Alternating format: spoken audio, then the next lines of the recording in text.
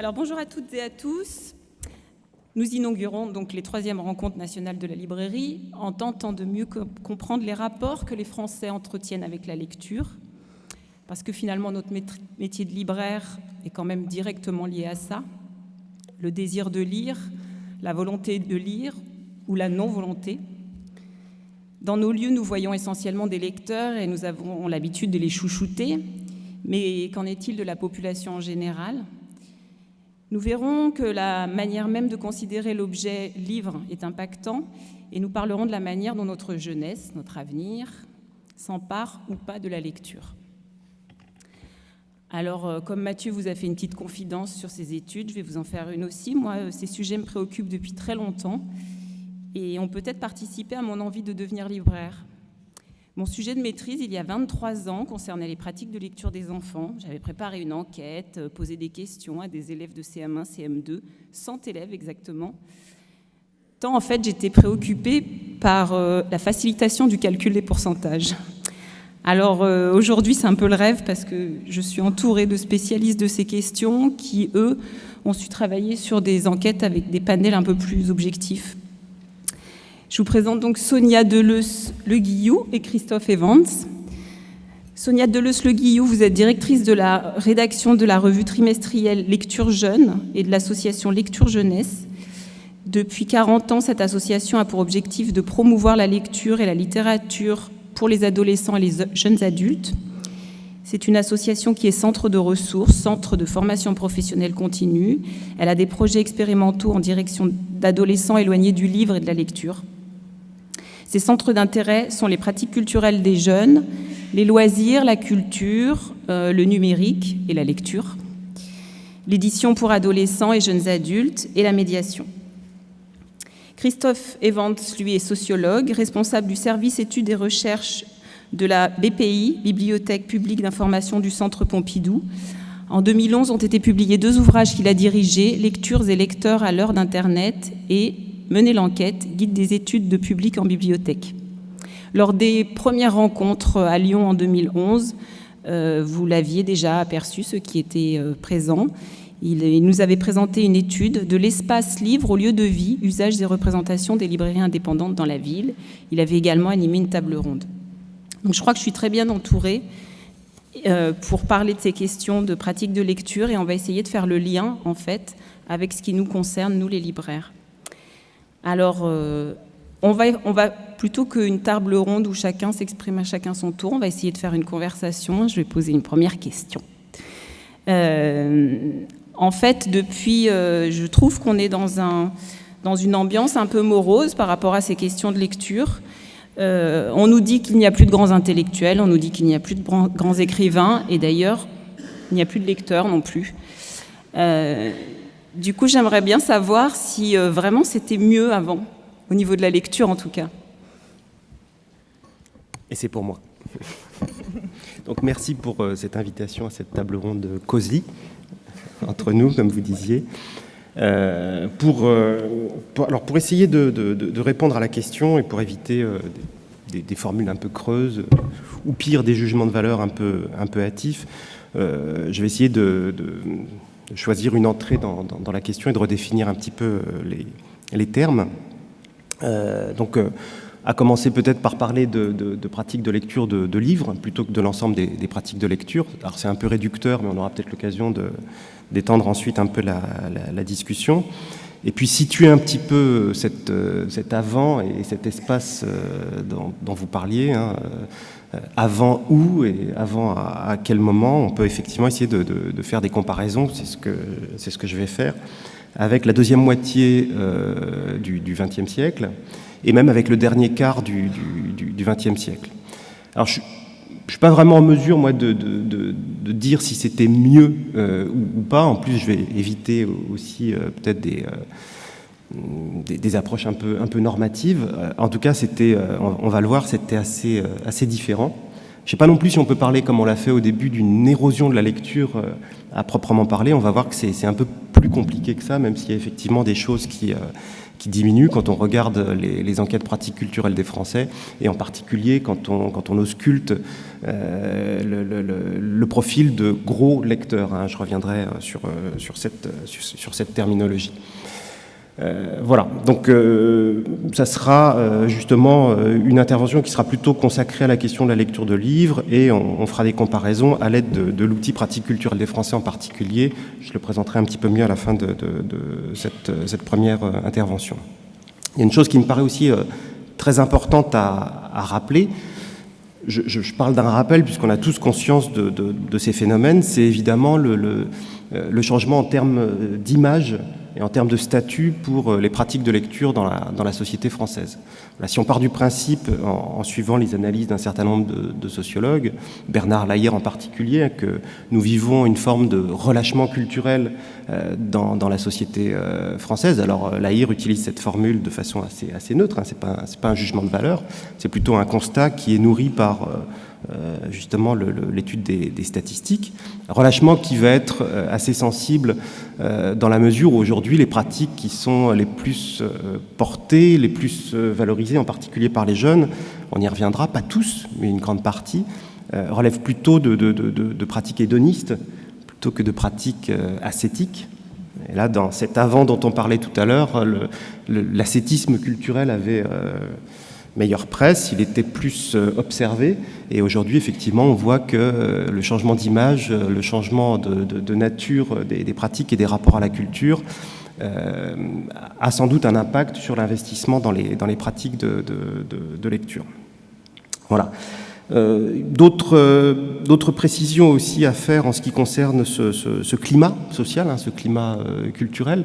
C'est rappelé aussi en introduction dès le départ, ça c'est très important, qu'il y a quand même des évolutions fortes en matière d'éducation. Peut-être pas nécessairement au sein des familles, où là aussi, cela dit, on commence à parler d'une forme de désencadrement des enfants, qu'on va constater d'ailleurs pour l'ensemble des catégories sociales. Non, je pense plutôt à ce qui se passe à l'école, dans le système scolaire français, où effectivement il y a un affaiblissement du modèle humaniste lettré, hein, classique.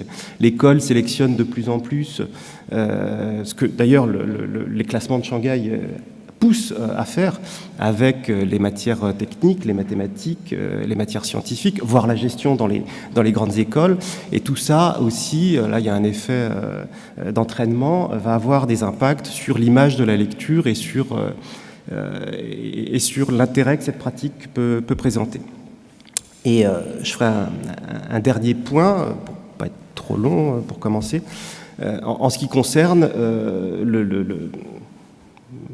la cause principale, hein, qui permet d'expliciter un petit peu tous ces phénomènes, tous ces changements, c'est donc le processus d'individualisation des mœurs, hein, qui depuis près de 200 ans, mais encore plus aujourd'hui, après la deuxième moitié du XXe siècle, a des incidences et permet aux individus de s'autonomiser des grandes institutions, des institutions culturelles aussi, et sans doute a un effet assez fort sur ce phénomène de relâchement culturel. Voilà, c'est un peu pour planter le décor, mais c'est pour vous dire aussi que avant aujourd'hui, à quel moment vous me disiez les pratiques commencent à changer? Y aurait-il eu un âge d'or en fait?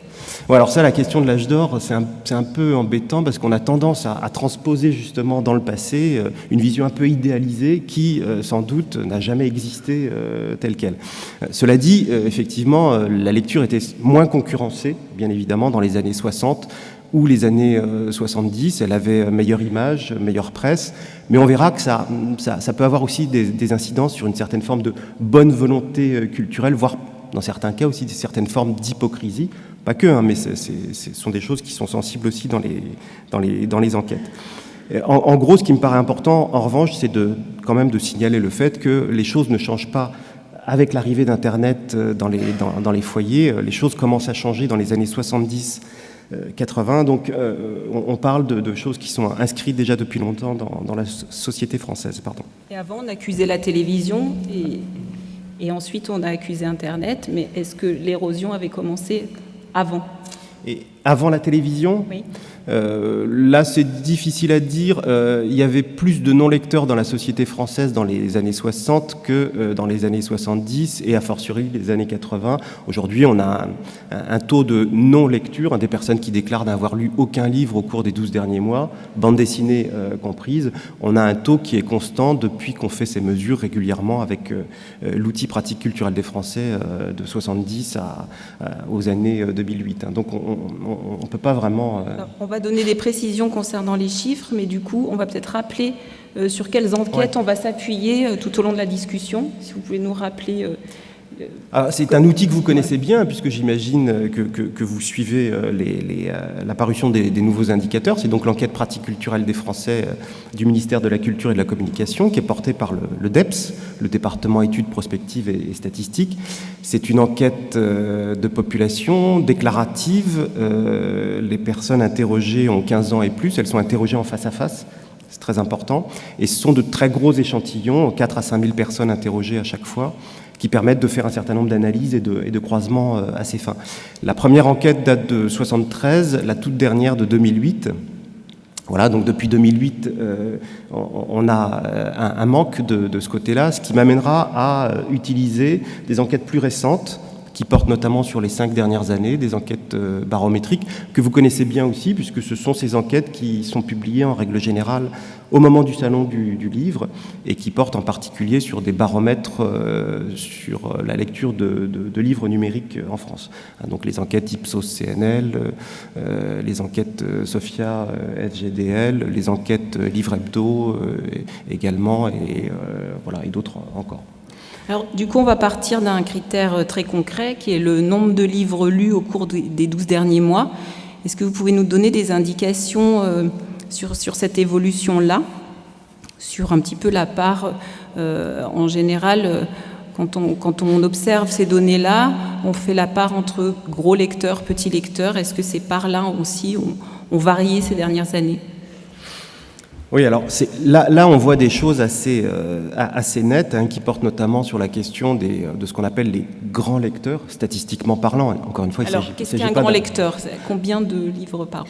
Alors, on travaille beaucoup ces derniers temps sur une catégorie qui est la catégorie des personnes qui déclarent avoir lu 20 livres et plus au cours des 12 derniers mois, BD comprises, je le rappelle, et en dehors des lectures contraintes professionnelles ou scolaires. Ça, c'est très important, puisqu'on va voir qu'en fonction des questionnaires, en fonction des enquêtes, on ne pose pas nécessairement la question de la même façon. Et dans ce registre, effectivement, cette population des personnes qui déclarent avoir lu 20 livres et plus au cours des 12 derniers mois, très clairement, de 1973 à 2008, pour les enquêtes pratiques culturelles des Français, c'est un taux, en tout cas, de lecture qui est clairement orienté à la baisse.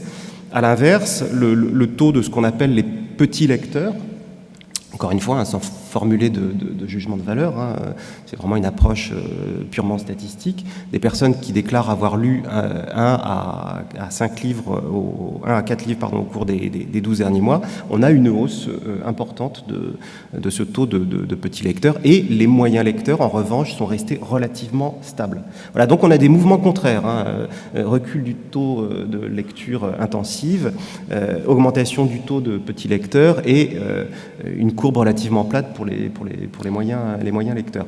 Petite précision, puisque on détaillait les choses de façon différente en fonction des enquêtes. Par exemple, en 1973, on travaillait sur les personnes ayant déclaré lire 50 livres et plus au cours des 12 derniers mois, ce qu'on ne fait plus aujourd'hui, parce qu'on est sur des populations... Les critères ont baissé. Et voilà, on est sur des volumes statistiques, des réservoirs statistiques qui ne permettent pas de faire des croisements fins et fiables. En ce qui concerne les personnes qui déclarent avoir lu 25 livres et plus au cours des 12 derniers mois, donc sous-entendu, ce qu'elles estiment mériter de figurer dans des enquêtes, puisque c'est une auto-évaluation avec une façon spontanée de considérer ce qu'est un livre, ce qu'est lire un livre, voilà. Donc il faut mettre tout ça aussi de côté. 25 livres et plus, c'était près de 23% des Français âgés de 15 ans et plus en 1973. C'est 11% des Français âgés de 15 ans et plus en 2008. Donc c'était un taux de lecture qui a été divisé par 2. D'accord. Et le nombre de personnes qui déclarent, parce que souvent on part de là, avoir lu au moins un livre au cours des 12 derniers mois. Voilà, donc Là, on a effectivement, c'est pour ça que on ne peut pas être d'accord avec des formules qui tendent à dire les Français lisent moins aujourd'hui, la lecture est une pratique culturelle en déclin. On ne peut pas le dire parce que le taux de non-lecteurs dans la société française n'a pas bougé de 1974 à 2008. Il y a des micro-fluctuations, mais qui tombent dans les intervalles de confiance statistiques. Cela dit, vous me direz, en même temps, le niveau de diplôme a considérablement augmenté au cours des 50 dernières années, ce qui a quand même une incidence évidemment sur le niveau de lecture. Donc on en est toujours actuellement à 70%, hein, c'est ça, de personnes qui déclarent avoir lu au moins un livre dans l'année. Alors, il y a aussi quelque chose qui a énormément changé avec le temps, c'est le rapport entre les lecteurs hommes-femmes, et vous allez aussi pouvoir nous parler des garçons et des filles. Visiblement, avant, c'était le nombre de lecteurs hommes et le taux était plus important, et plus on avance et plus le lecteur est une lectrice. Pourquoi ? Qu'est-ce qui s'est passé ?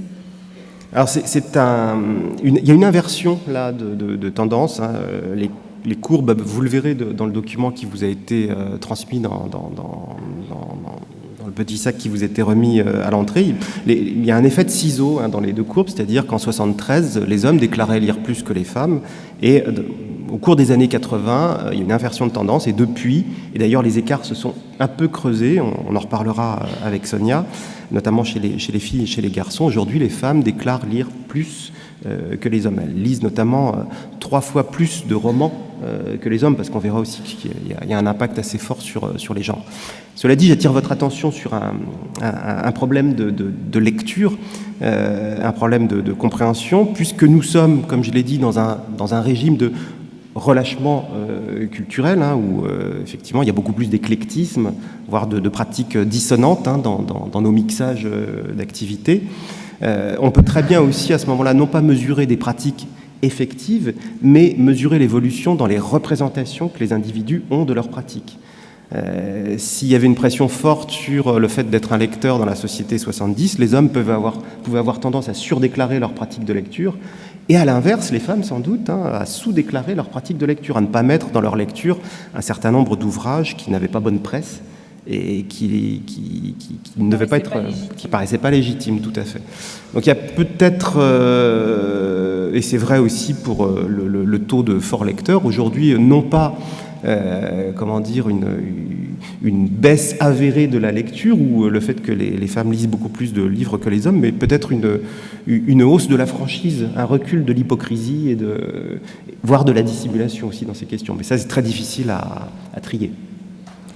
Alors du coup, Sonia, vous, qu'est-ce que vous pouvez nous dire sur cette différence de lecture entre les garçons et les filles ? Est-ce que vous pensez que ça va perdurer, le fait que les filles soient plus lectrices, finalement ? Alors, juste rebondir avant sur un ou deux points qu'a évoqué Christophe. Sur le sens même du mot lecture, aujourd'hui, on a un mot qui est devenu intransitif. Et on a, je pense, une très grande injonction à la lecture. Il faut lire. Alors, on ne sait pas très bien quoi et pourquoi, mais il faut lire. Et on a d'un côté un discours très alarmiste, effectivement, et de l'autre, une injonction très, très forte, et notamment en direction de la jeunesse et des ados et des jeunes adultes, avec effectivement une valeur accordée à l'activité, ou en tout cas une importance accordée à l'activité qui est peut-être un peu différente aujourd'hui, comme Christophe l'évoquait, et ça je pense que c'est vraiment important, la place qu'a la lecture. Se déclarer non lecteur aujourd'hui, ça n'est pas honteux, et on peut être un jeune qui se porte très bien et être non lecteur de la même manière qu'on peut être un professionnel qui a une profession établie et se déclarer non lecteur. Et ça change beaucoup la perception, notamment des jeunes. Voilà, juste les 2-3 points que je voulais relever. Alors, ce qu'on observe du côté de la lecture des jeunes, c'est une baisse de la lecture. Mais pareil, on reste sur des volumes, donc c'est toujours on est en numérique, on est en question de volume, toutes catégories socio-professionnelles confondues pour les jeunes lecteurs, avec de la même manière, ce qu'on observe, c'est un effritement des forts lecteurs.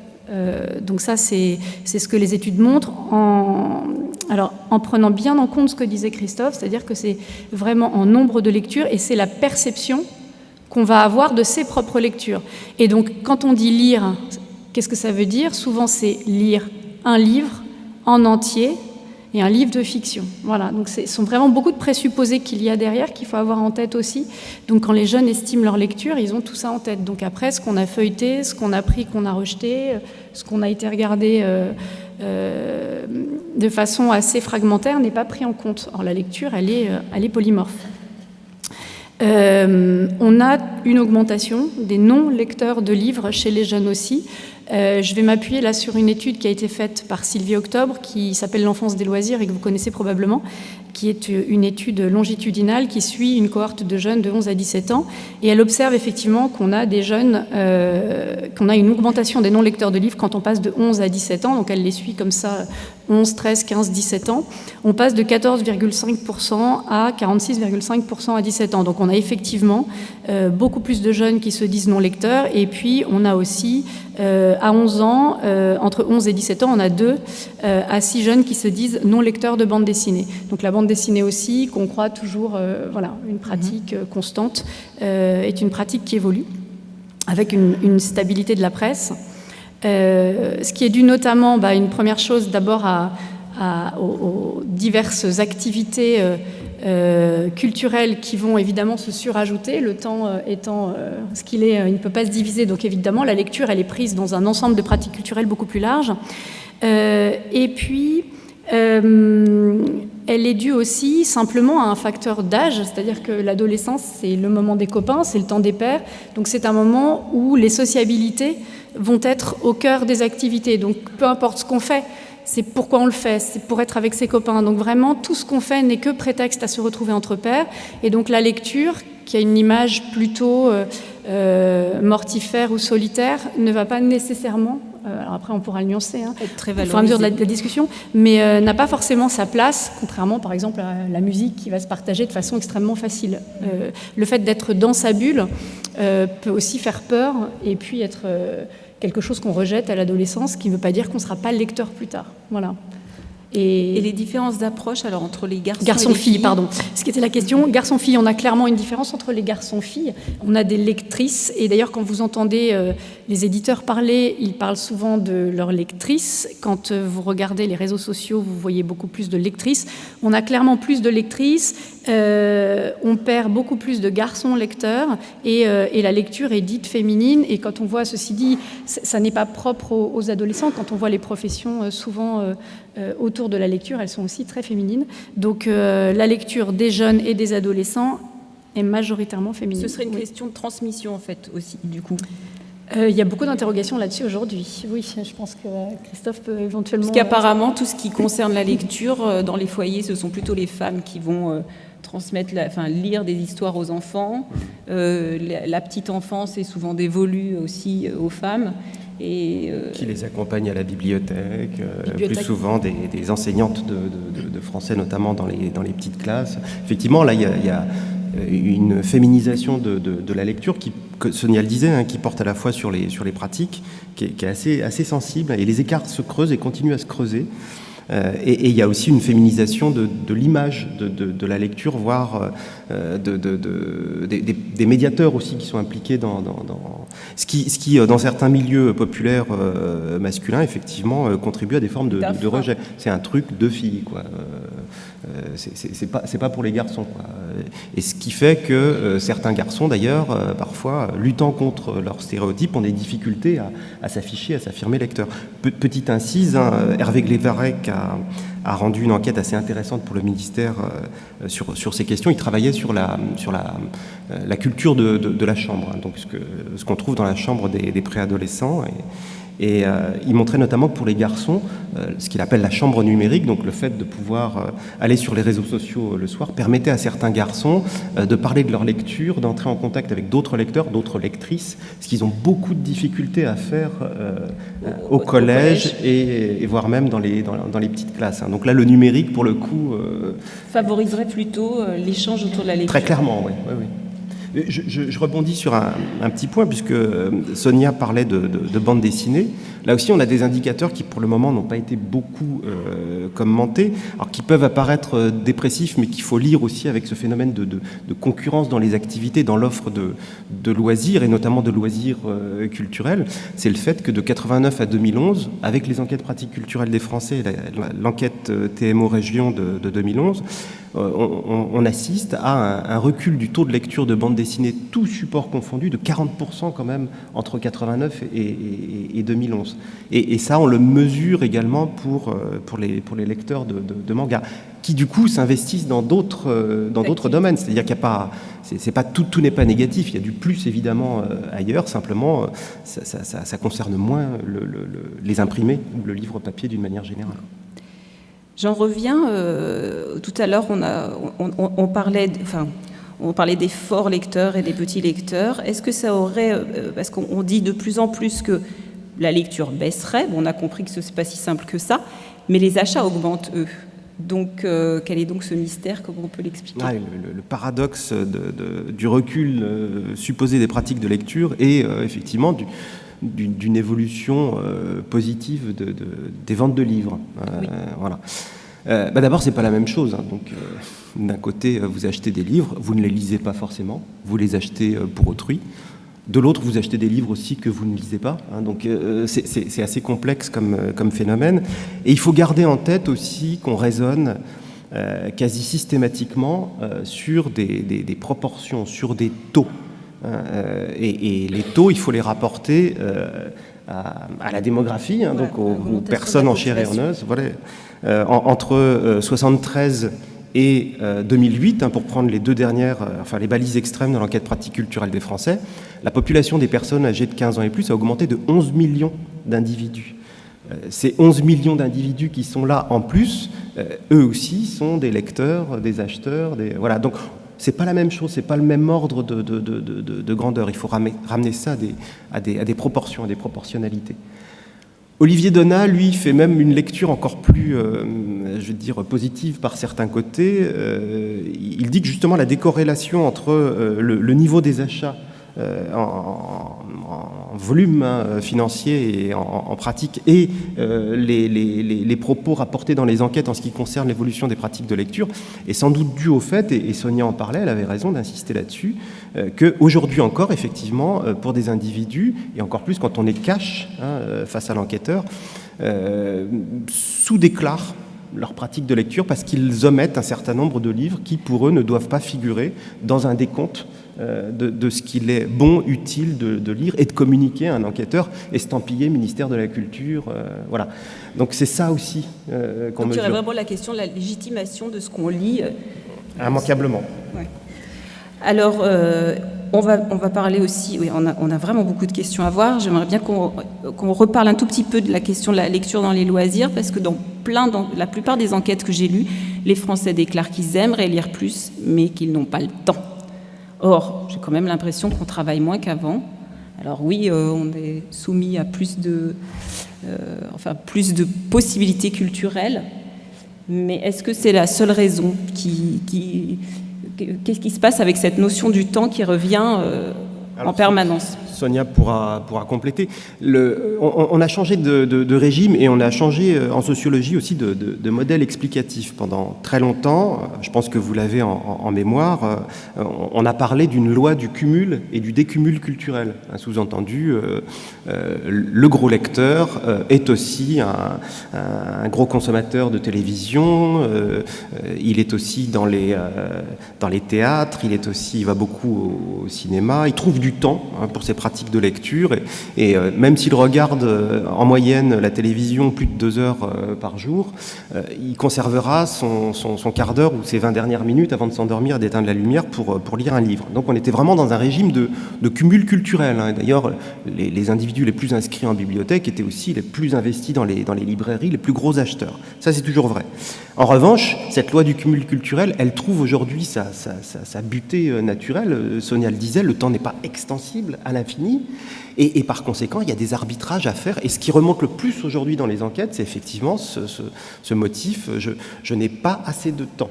Alors ça peut être un motif écran, hein, on peut aussi se cacher derrière ce motif pour dire, en gros, je consacre mon temps à autre chose, ce qu'ils disent également, mais il faut l'entendre parce que, effectivement, ça veut dire que voilà, les agendas sont bourrés, remplis. Vous disiez, le temps de travail a diminué. Oui, mais aujourd'hui, voyez la pression énorme qu'on se met soi-même, hein, sur les activités de connexion, de connectivité, sur le visionnage de films, de séries, mais tout ce qui va relever aussi de l'agitation sur les réseaux sociaux, hein, du travail de son profil numérique sur Facebook et sur Twitter. Et là, effectivement, les journées font 24 heures, point, quoi. Et la lecture aura du mal à s'insérer dans ces plannings.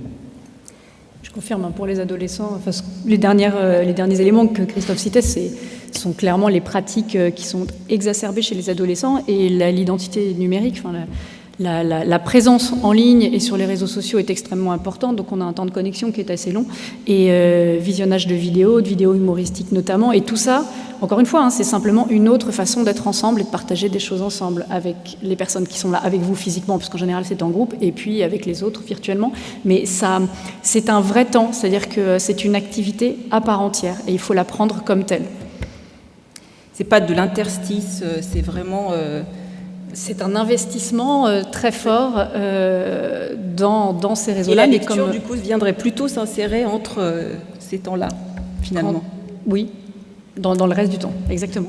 Le problème étant que la lecture, et en particulier la lecture romanesque, ça va être vrai aussi pour les essais, impose une forme de linéarité, hein, exige un volume de temps relativement important. Hein. Voilà, c'est facile de comparer le temps qu'il faut mettre pour lire un livre, voir un gros livre, et à l'inverse, regarder un film ou regarder des images sur YouTube. Et là aussi, hein, il y a des phénomènes de blocage qui peuvent plus difficiles de segmenter, micro-segmenter la lecture d'un livre, sauf pour le très gros lecteur, hein, qui a l'habitude de faire ça, mais c'est pas généralisable pour l'ensemble des lecteurs. Donc on attend d'avoir un laps de temps suffisamment important devant soi, en fait. Qui n'arrive jamais. C'est ça le problème. Le rituel du soir, hein, chez les jeunes, le rituel du soir qui existe encore, avec ce temps d'imprégnation qui est important et qui perdure assez longtemps. Alors du coup, on n'a encore pas parlé du livre numérique, mais il faut quand même qu'on en parle un peu. Nous, on a l'impression que les Français s'en emparent tout doucement. Et est-ce que vous avez des choses à nous dire là-dessus, sur les déclarations en fait, de nombre de livres lus de cette manière-là? Alors, même si sur cette question, et c'est là qu'on a des outils qui commencent à devenir un peu dépassés, hein, l'enquête déclarative sur les pratiques culturelles des Français ou l'ensemble des enquêtes déclaratives sur les activités culturelles, c'était facile quand on pouvait associer un support à une activité, le livre, la lecture, la presse, la lecture de presse, la télévision, l'écoute de télévision, les cassettes vidéo, les films, le cinéma, bref. Aujourd'hui, on a des supports multi-activités, tout est hybridé, combiné, et la question du livre numérique, quand on la pose aux Français, elle nous permet d'obtenir des réponses qui sont parfois autant à interroger que la question qui vient d'être posée.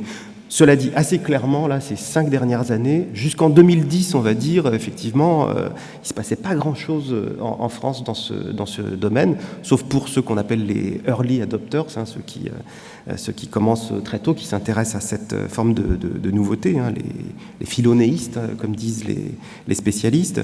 Depuis 2010, on le voit bien avec les enquêtes barométriques qui fleurissent au moment du Salon du Livre, on est passé à autre chose, et aujourd'hui, on a des indicateurs qui sont situés entre 18 et 19% des personnes âgées de 15 ans et plus qui déclarent avoir lu au moins un livre numérique au cours des 12 derniers mois. C'est 4 fois plus en 2015 qu'en 2010 quand même. Donc il s'est passé quelque chose là, hein, manifestement. Et les tablettes, ils sont sans doute pour beaucoup.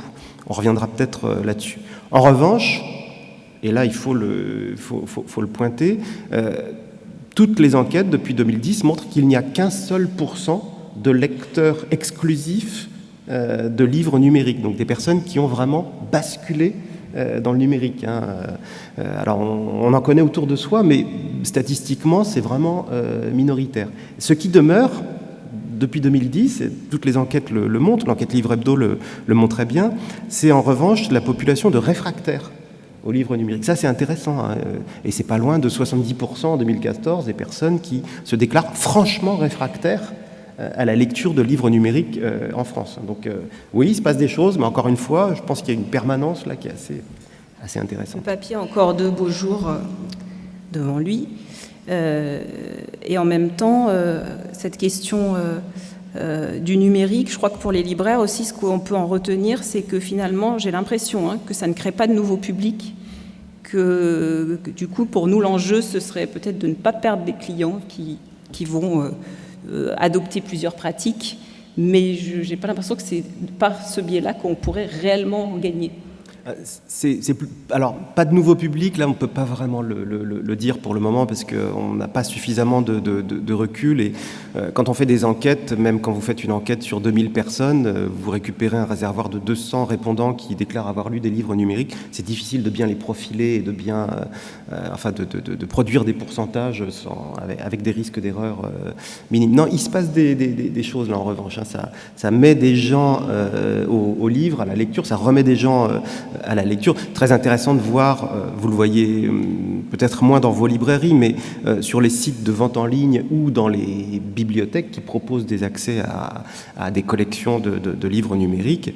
Et voilà, il y a des genres qui du coup montent en flèche, hein, la littérature érotique, le roman sentimental, certains essais aussi, parfois un peu sulfureux, c'est assez intéressant. Donc il se passe quand même un certain nombre de choses.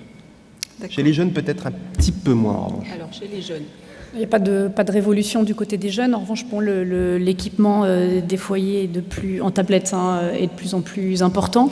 Mais on a des jeunes qui sont, franchement, je corrobore ce que disait Christophe, qui sont très attachés au papier, voire réfractaires à la lecture, au sens lecture de fiction en continu, hein, sur le numérique. Et c'est plutôt le côté jeu et ludique qui va amuser les plus jeunes, mais en revanche... jusqu'à présent, même les expérimentations de terrain avec, au départ, liseuses qu'on pensait vraiment des hameçons à jeunes lecteurs, n'ont pas fonctionné comme on l'imaginait. Idem pour les tablettes, qui ont un confort de lecture encore un peu, assez relatif. Donc, on a des jeunes qui sont vraiment du côté du papier, voire du grand format. D'accord. Et du coup, les questions que je vais vous poser maintenant vont concerner plutôt ce qu'ils y cherchent dans ces lectures. Qu'est-ce qu'apporte le livre? Qu'est-ce que déclarent les Français là-dessus? Quels sont les bénéfices de la lecture?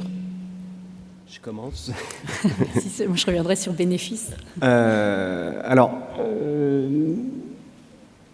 un certain nombre d'enquêtes montrent que donc c'est ce qui va venir en premier, c'est la question de l'approfondissement des connaissances, de l'ouverture au monde, avant des choses qui vont concerner le plaisir, la détente, l'enrichissement personnel, et beaucoup plus loin, la construction de soi.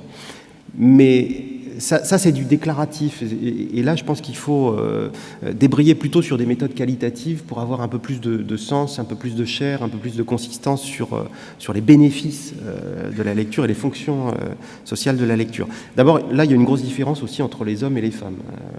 Les hommes vont valoriser beaucoup plus l'approfondissement des connaissances, mais c'est lié aussi au fait que les hommes lisent beaucoup plus d'essais, de livres d'histoire, alors que les femmes sont beaucoup plus investies dans le roman. Non pas qu'elles ne lisent pas non plus d'essais de livres d'histoire, mais du coup elles ne vont pas non plus chercher les mêmes choses dans la lecture.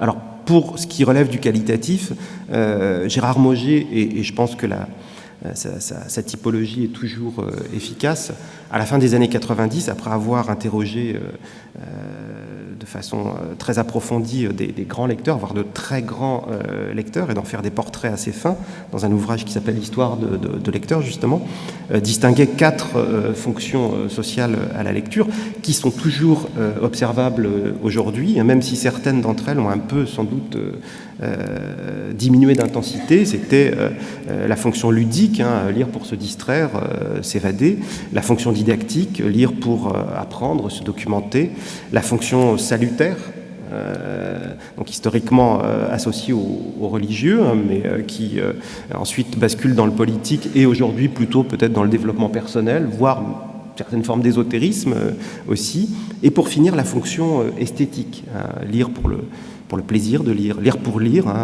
lire pour les aspects plus formels du texte plutôt que les aspects purement cognitifs ou littéraires.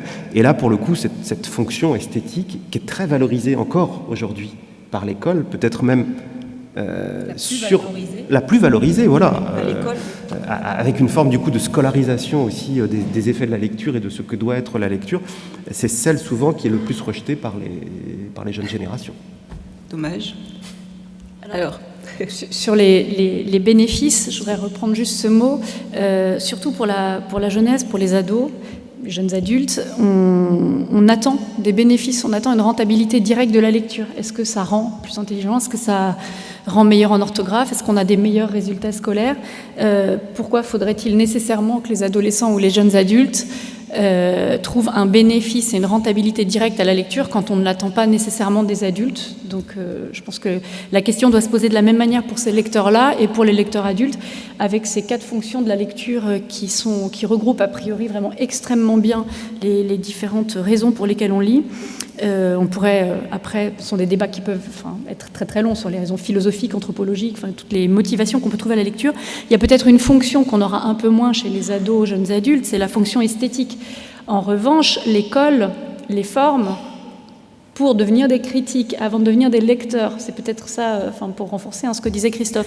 Donc on trouvera peut-être moins cette fonction-là, sauf chez les très forts lecteurs, qui ont déjà un niveau de maturité, un bagage culturel assez important. Mais pour les autres, on sera dans les 3 registres, je dirais, de la lecture, comme pour les adultes, avec... peut-être que je peux revenir du coup sur ce qu'ils lisent aussi, ces jeunes-là, qu'est-ce qu'ils lisent et comment se passe un peu l'approche de la lecture à ces âges-là, adolescents, jeunes adultes. On a, et je me base encore sur l'étude de Sylvie Octobre, mais un décrochage entre les lectures enfantines et des lectures adolescentes vers l'âge de 13 ans, donc vraiment au collège, et puis des lectures qui vont aller sur 2 registres assez différents, qui sont d'un côté la peur et de l'autre le rire. Et concrètement, vous le voyez bien dans le développement des collections ou les collections que vous aviez déjà depuis un moment, avec du côté de la peur, du polar, du thriller, je pense à Syros, Rat Noir, aux collections de Rajo par exemple. Du côté du rire, il y a un grand renouveau du côté du pré-ado, donc des 10-12 ans, avec des grands formats et des collections humoristiques, que ce soit Pépix chez Sarbacane, Witty, on peut en citer beaucoup. Donc on a vraiment ces 2 pôles-là. Et on a du girly très marqué, donc des collections sexuées aussi, garçons-filles très très marquées, qui sont qui fonctionnent assez bien, et puis un développement qui se voit très très fort du côté des littératures de l'imaginaire au sens très large, bitlit, fantasy, dystopie, une grande vague de dystopie qui est peut-être en train de décliner aujourd'hui. Et ce qu'on observe, en fait, ce qui est intéressant, c'est d'observer ce qui s'est passé entre du coup une étude en 93 et une de 2008 aujourd'hui, c'est que les jeunes citaient énormément de classiques. Aujourd'hui, quand on regarde les titres cités par les jeunes, on va avoir beaucoup moins de classiques qui vont être cités. Et on va avoir des classiques qui vont être cités surtout à partir de 15 ans. Là, c'est clairement l'injonction scolaire. Ce qu'on voit dans l'évolution, c'est que ces classiques sont moins cités aujourd'hui. Alors, est-ce à dire qu'ils sont moins lus ou est-ce à dire qu'on leur accorde moins de valeur? On revient à ce qu'on disait un petit peu au début de cet échange. Si on leur accorde moins de valeur, on va moins y penser, ils vont être moins cités.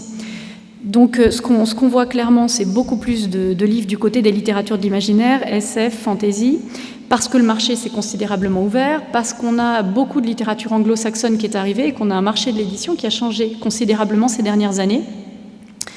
Alors, du côté des marchés, du marché et du côté de la perception de cette littérature, on a une littérature qui est souvent assez mal perçue ici. On n'a pas du tout la même vision de la littérature en France. On a une littérature, la littérature, c'est la littérature blanche. Du côté des anglo-saxons, c'est très différent. On a des couvertures très colorées, des librairies très colorées, et ça, on le trouve du côté des rayons jeunes adultes ou des rayons ados aujourd'hui. On ne le trouve pas du côté de la littérature générale, par exemple. Et on a un déficit de légitimité, très clairement, du côté de cette littérature-là et du côté de la littérature ado. Et donc les adolescents, eux, ne vont pas ressentir ce problème de légitimité. En revanche, on l'a vraiment du côté des prescripteurs. Donc on a d'un côté des adolescents qui, eux, vont être plutôt friands de cette littérature-là, et de l'autre, des prescripteurs qui vont parfois freiner des cas de fer ou qui vont être assez réticents, soit parce qu'ils connaissent mal cette littérature, soit parce qu'elle a très très mauvaise presse. Alors après, comment se constituent les goûts des ados ? Les adolescents vont avoir des goûts qui vont être en fait plus variés que ceux de leurs parents quand ils vont être assez jeunes, quand ils vont être jeunes adolescents. Puis, il va y avoir, à un moment donné, au moment du collège, une diversification. Ils vont connaître beaucoup plus de genres, ils vont lire davantage, et on va avoir un resserrement des goûts au moment du lycée. Donc on a une structuration des goûts entre l'arrivée, la grande enfance et la petite adolescence, l'arrivée au collège, le collège où là, ça va augmenter considérablement, puis à un moment donné où ça va se resserrer. Mais ce qu'on peut observer, donc on a à peu près le même nombre de genres cités entre le collège du coup et le lycée, sachant qu'il y a eu un élargissement entre les deux. Mais ce qu'on peut voir dans voilà, leur lecture, les types de lecture et la façon dont ils lisent, c'est clairement aussi une grande influence de l'audiovisuel et des passages successifs entre audiovisuel et littérature, avec bien sûr des œuvres de plus en plus transmédiatiques. Voilà, j'ai cité pas mal de choses, mais on pourra y revenir. Il y a une chose que je voudrais dire sur les bénéfices de la lecture qui n'est absolument dit nulle part et dont on ne parle pas. S'il doit y avoir un bénéfice entre guillemets, je pense que c'est l'écriture. Et quand on parle de lecture pour les adolescents et les jeunes adultes, on ne parle jamais de lecture. Les enquêtes sociologiques ne prennent pas en compte la lecture. Or, la lecture pour les ados et les jeunes adultes est souvent très corrélée à l'écriture. Il y a des pratiques qui marchent ensemble. Et lecture et écriture vont de pair. Et donc ça, à mon avis, c'est sans doute ce qui est le plus intéressant à relever pour cette tranche d'âge-là. Lecture et écriture comme deux choses qui peuvent être vraiment très très liées. Lecture, écriture, et Barbier-Bouvet disait aussi qu'ils sont bilingues, écrit, écran, et que ça, ils le maîtrisent très bien. Un tout petit point sur la question de la littérature classique, un effet inattendu aussi, alors il n'est pas massif, mais il est perceptible quand même du livre numérique et de l'offre de lecture numérique, même d'une manière générale sur Internet, c'est le fait que effectivement on puisse lire beaucoup de classiques hors de droit, libre de droit. Et aujourd'hui, on s'aperçoit, quand on fait un peu d'ethnographie des dispositifs justement de lecture numérique des lecteurs, on s'aperçoit que dans les liseuses électroniques et dans les tablettes numériques tactiles, il y a des collections gigantesques de classiques libres de droit qu'on a pu télécharger sur Gallica, ici, là, sur des sites, voilà. Parfois même... sont lus. Alors, voilà, c'est la question, c'est ce qui... Il y a aussi, là, de la part des lecteurs numériques, un discours de déploration où ils disent, bah oui, j'ai 5000 livres sur ma tablette, mais voilà, j'en lis pas 2 ou 3.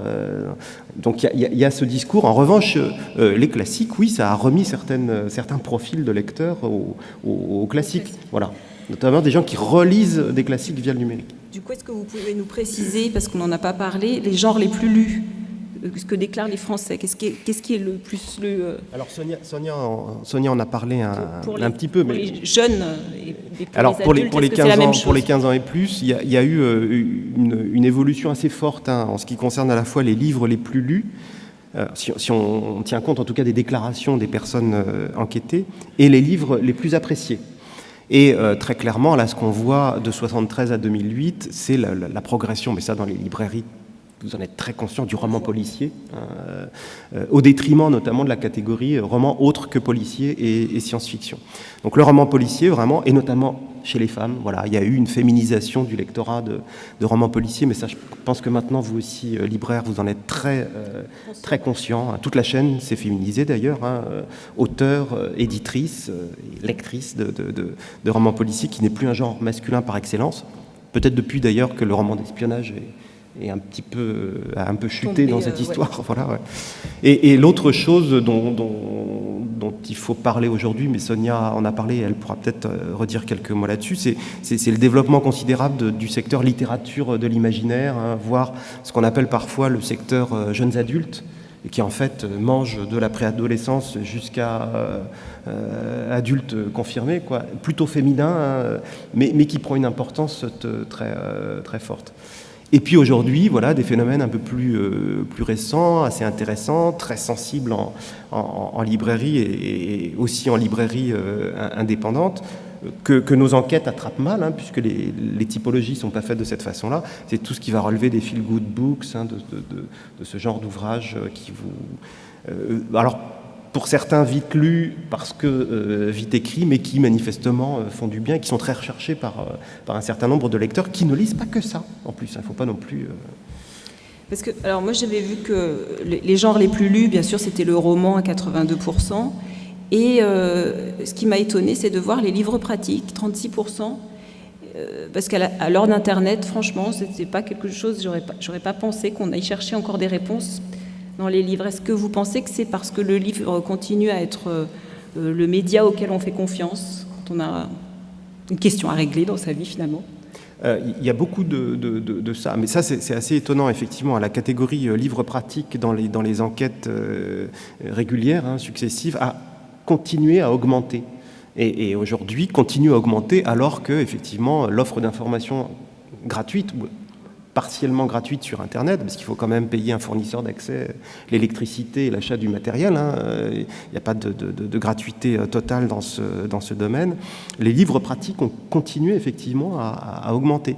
Et alors moi je verrais deux choses. Effectivement, il y a cette explication, on y reviendra, hein. D'ailleurs la confiance dans le livre est toujours très forte chez les adultes, mais on s'aperçoit que chez les jeunes, chez les 15-24 ans en particulier, elle est toujours aussi forte en 2014 que chez les adultes.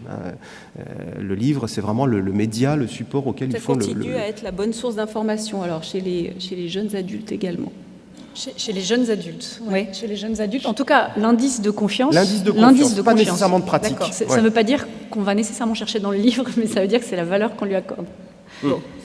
L'autre explication que je voulais donner, c'est cet effet vertueux de renforcement. Certes, vous allez chercher des informations sur Internet, vous consultez des recettes sur Internet, ça ne vous empêchera pas d'acheter des livres de cuisine qui sont d'ailleurs de plus en plus beaux, de plus en plus intéressants, pour les offrir, pour les conserver, et parce que, voilà, là, il y a encore une logique de cumul des pratiques, et à mon sens, un cercle plutôt vertueux qui renforce les choses et qui conduit les individus aussi bien sur Internet que sur des librairies en ligne, que des librairies physiques, hein, là.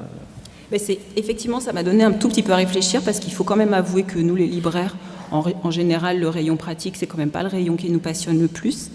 Et je me suis dit qu'il fallait quand même qu'on y fasse attention si on veut pas que nos clients aillent acheter ces livres-là sur Internet.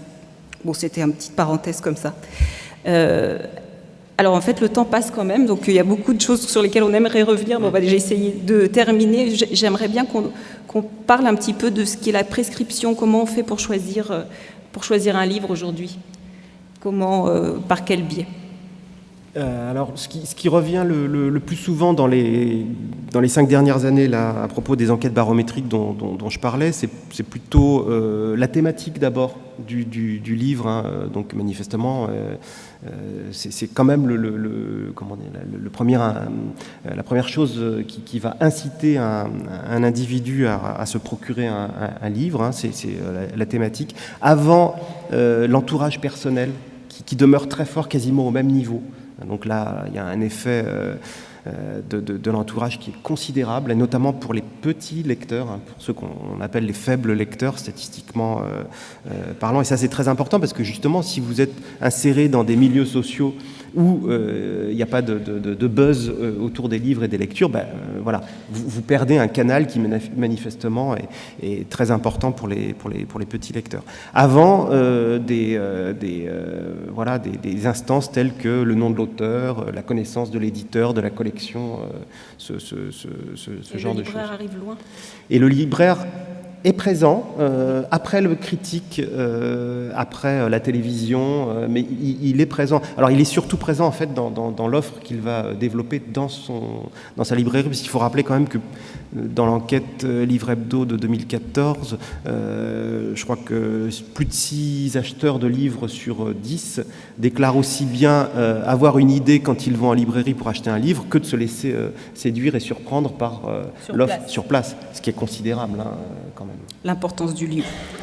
Et alors, je pense que pour les adolescents, là, ça se passe très différemment pour le conseil. Le libraire n'est pas présent Non. pour les ados, les jeunes adultes. On est vraiment dans une transmission horizontale, ça c'est sûr. Alors, il reste quand même l'influence forcément des enseignants pour ceux qui sont scolarisés et pour les lectures prescrites, mais les copains, les pairs, sauf qu'on parle pas forcément de ces lectures à l'école. Il y a juste 2-3 choses du coup que je voudrais souligner, c'est l'importance des phénomènes aussi aujourd'hui sur Internet. Ça ne veut pas dire que tous les lecteurs vont sur Internet, mais en tout cas on ne peut pas ignorer la présence en ligne d'un certain nombre de lecteurs. Comme ce marché de l'édition pour ados, jeunes adultes est pléthorique, il y a une hyper-production, c'est-à-dire une production vraiment, vous le voyez bien, très très conséquente. Un jeune lecteur est encore plus perdu qu'un lecteur adulte qui pourrait se repérer par des collections. Donc la logique de collection, ça n'est pas du tout forcément quelque chose qu'a en tête un jeune lecteur. Les auteurs non plus, à moins de suivre un auteur donné, mais sinon ils ne vont pas se repérer. Vous donner un exemple vraiment concret.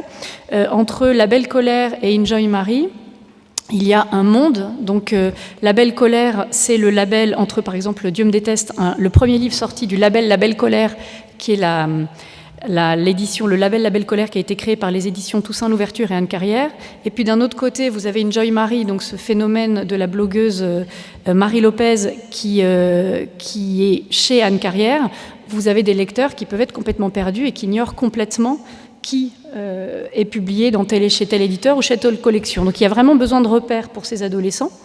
Et puis, ils ont besoin de conseils. Sauf que les conseils, ils vont les puiser beaucoup sur Internet avec des logiques de club, des logiques alors blog, mais aussi vraiment de club, c'est-à-dire en être ou pas, être dans des réseaux un peu fermés. On reproduit sur Internet des logiques de groupes et de clubs un peu fermés. Et puis, mais alors là, je parle des ados qui sont déjà lecteurs, de blogs, on suit des blogueurs ou des blogueuses, et puis les youtubeurs, les youtubeuses dont vous avez probablement entendu parler. Alors attention, ça ne veut pas dire que tous les ados vont là et qu'il y a des youtubeurs qui ont des milliers de suiveurs. Il n'empêche qu'un youtubeur qui fonctionne correctement peut avoir 2 ou 3 000 abonnés. Moi, je parle d'abonnés. Après, en nombre de vues, ça peut être bien plus important. Et puis, vous en avez d'autres, comme, je ne sais pas, les lectures de Nine, qui va être assez conséquent, va avoir 20 000 abonnés. Donc, c'est un phénomène, je dirais simplement qu'il ne faut pas ignorer. Et puis, qui est intéressant à connaître parce que ça permet d'entendre comment les adolescents parlent des livres qu'ils ont aimés, quels sont leurs critères, leurs grilles d'appréciation, pour voir est-ce que ce sont les mêmes que les nôtres ou pas, et pouvoir aussi comprendre comment ils fonctionnent pour pouvoir leur proposer une offre et savoir quel langage et quel discours ils ont sur les livres. Donc voilà, simplement pour dire qu'il y a chez eux une logique vraiment horizontale, et puis ces réseaux-là qui se sont développés, qui continuent à se développer aujourd'hui avec des formes un peu nouvelles d'expression. Après, quand on regarde plus avant, on se rend compte que la façon dont ils parlent des livres sur YouTube, par exemple, est assez classique. Donc finalement, il n'y a pas de révolution non plus dans leur façon d'appréhender le livre et la lecture et de se conseiller des livres entre eux. C'est juste le média et la façon Exactement. qui a changé, en fait. Alors, il y a encore 2 questions que je voudrais qu'on aborde. On va faire un petit peu vite. Je voudrais qu'on parle de ce qui rend lecteur ou pas. Parce que pour nous, c'est une grande angoisse, ça, d'avoir l'impression que les choses, peut-être, ne vont pas se transmettre. Dans la plupart des enquêtes, on comprend que l'environnement familial joue un grand rôle. Est-ce qu'il y a d'autres choses ? Oui, il y a pas mal d'autres choses. En même temps, voilà, dans un environnement très dense, très concurrentiel, il n'y a pas de recette magique et il n'y a pas d'effet mécanique.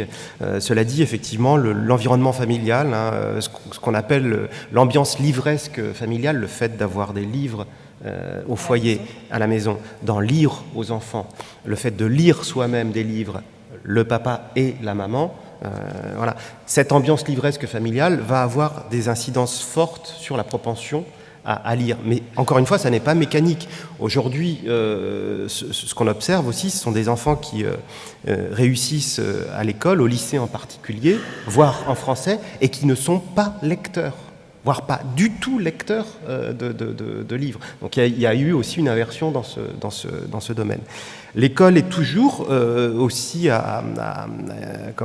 pourvoyeuse de lecture, d'incitation à lire, et contribue encore aujourd'hui à tisser ce lien vers la lecture. Simplement, il s'est considérablement affaibli, ce lien, voire il est même parfois contre-productif, puisque la scolarisation de la lecture littéraire entre le collège et le lycée, surtout, avec les listes de livres à lire, notamment pour le bac, est désastreuse pour un certain nombre de garçons qui rejettent. Alors moi, j'ai l'impression, effectivement, qu'il y a une espèce de moment où tout se passe très bien, c'est la primaire, où quand on propose des livres aux enfants, la médiation a l'air d'être assez simple, et j'ai l'impression qu'il y a un moment où, justement, le décrochage se fait.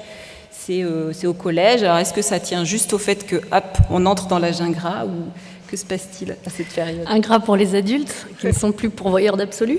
Oui, il y a une difficulté à capter ce public-là, parce qu'on dit souvent qu'il faut le capter, parce que par nature, il devient plus volatile à cet âge-là, et puis, on l'a dit, pris par beaucoup de sphères différentes, que ce soit l'école, que ce soit la famille, et puis les copains. Donc, forcément, on les perd, entre guillemets, un peu dans toutes les structures du livre qui veulent les faire venir ou les garder, entre guillemets, que ce soit les centres de documentation, donc les CDI, que ce soit les librairies, que ce soit les bibliothèques.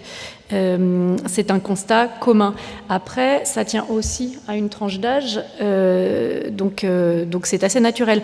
En revanche, je pense que il n'y a pas à être défaitiste pour autant, c'est-à-dire qu'il n'y a pas de recette miracle, il n'y a pas de médiation miracle, ça se saurait, puis tout le monde les ferait.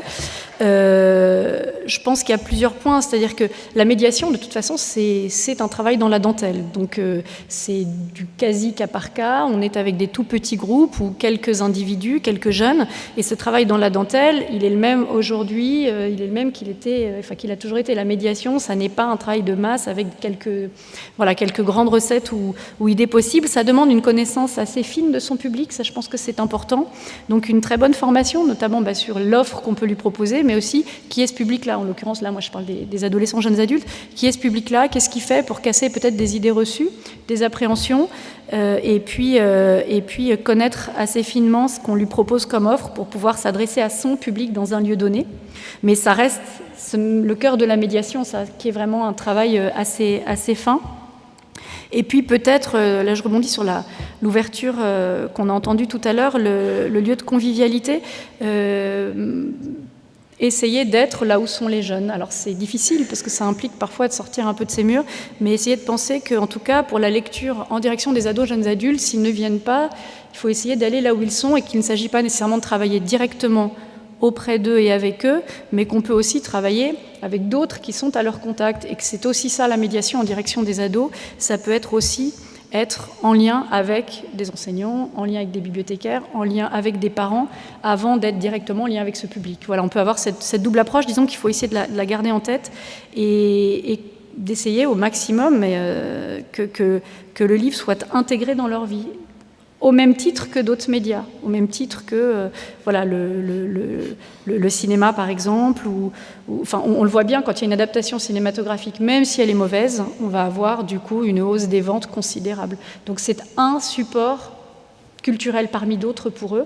Et donc l'enjeu, c'est vraiment d'être là en même temps que les autres, et que la librairie ne soit surtout pas un lieu extérieur, puisqu'ils ne fréquentent pas nécessairement les librairies. Du tout. Du tout. Non, ils ne les fréquentent pas nécessairement du tout, dans le sens où ils vont surtout en grande surface culturelle. Et du coup, il y a vraiment une importance, je pense, à essayer de leur montrer que la librairie peut être un lieu de vie, au même titre qu'une bibliothèque peut être un lieu de vie pour eux, et qu'ils y sont accueillis. Il y a eu ce mot d'accueil qui a été prononcé, je pense que c'est important pour ce public-là. Un lieu de vie, un lieu d'accueil. Le livre n'est pas mortifère, le livre n'est pas une activité qui isole, et ça, c'est important de le rendre vivant, de le montrer. Bon, on a encore du boulot, mais on peut arriver à des choses quand même. Donc pas de recette miracle, j'ai bien compris. Il faut qu'on travaille en fait de manière transversale avec différents acteurs, bibliothécaires et puis tous ceux qui sont au contact des jeunes, en fait, pour la transmission.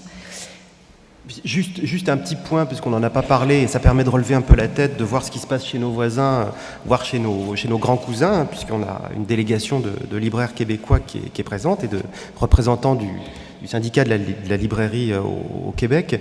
Les tendances qu'on observe en France sont au niveau européen les mêmes, très clairement, avec des différences entre l'Europe du Nord et l'Europe du Sud.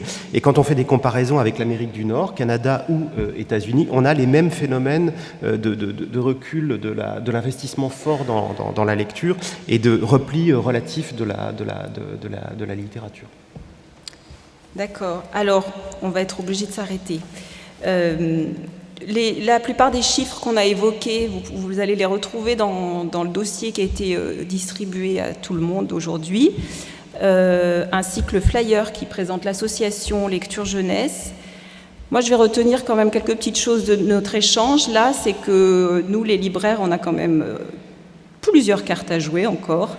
Notamment, je pense, lancer une grande réflexion sur la notion d'accueil et la manière d'attirer à nous de nouveaux publics, ou en tout cas d'apprendre à mieux les connaître peut-être, comme on a pu le faire à un moment avec l'étude Obsoco, mais alors là quelque chose peut-être de plus général, de connaître mieux les publics qui nous paraîtraient réfractaires aujourd'hui, savoir comment créer un lieu d'expérience un peu déconnecté de la froideur du matériel informatique et de l'injonction de connexion permanente, donc un endroit où on laisserait le chaos du monde à l'extérieur.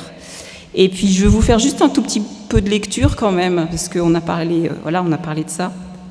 Je vais vous lire un tout petit passage du livre de Régine de Tambel qui s'appelle « Les livres prennent soin de nous », où en fait, pendant tout l'ouvrage, elle explique à quoi ça peut servir finalement ces lectures. Donc elle dit « Lire et donc expérimenter la rencontre formidable entre la force langagière, qui n'est plus abandonnée aux magiciens, aux prêtres, et le lieu d'expression primordial de cette force, le livre. » Alors, plutôt que de se lamenter sur la baisse du niveau de la lecture et autres, je crois qu'on peut se battre pour que tout le monde ait droit à ça, cette force langagière. Merci. Merci à vous.